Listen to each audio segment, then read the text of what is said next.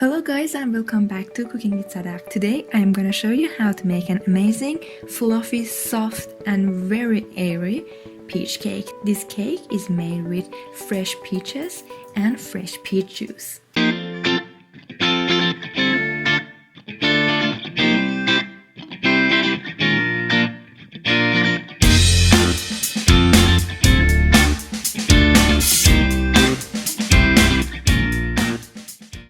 Okay, so first we have to make our peach puree.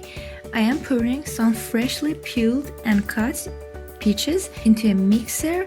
Then I add 1 cup of water and let it mix until it's all turned into a nice and liquid juice.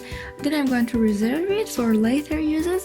You can drink this juice, it's amazing. It's so fresh and good for cake. It has amazing flavors too. Then make sure that you are oiling your pan very well and then dust it with flour, otherwise it will stick to your pan. Here I'm just using some vegetable oil and regular flour, but make sure to dust it very well. Next, crack eggs into a large bowl and beat it with electric hand beater or use a stand mixer. Add in your sugar and beat it until it's light and fluffy. Don't forget to add your vanilla in this step. Then set the eggs aside. In another bowl, mix in all of your dry ingredients and mix it well to make sure that all of your dry ingredients are mixed well. Then add your dry and wet mixture in 3 or 4 batches. Then I am adding some oil and the fruit juice that I've preserved from later. And in between, don't forget to fold the batter. Do not use any electric hand mixer or beater. You have to make sure that it's smoothly and slowly folded by your hands, otherwise it will deflate the air bubbles that have been created into the eggs.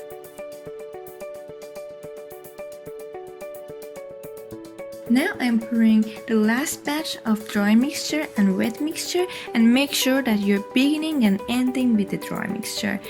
Don't forget to fold it very slowly and steady from the center to the sides in a circular motion like an 8 number, as you can see, and fold it until there are no strikes or signs of flour is left.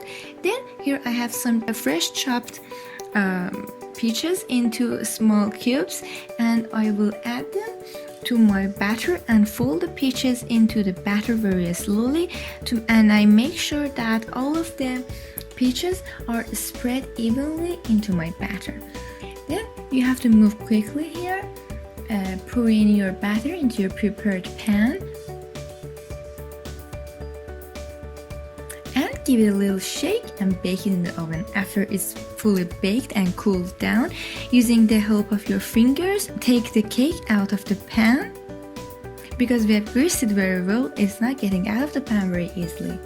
I love using 2 pans for chiffon or sponge cakes like this because it has a double center heater and it will bake very evenly. I hope you have enjoyed this cake, so please don't forget to subscribe, like and put a comment down below. Thank you so much for watching.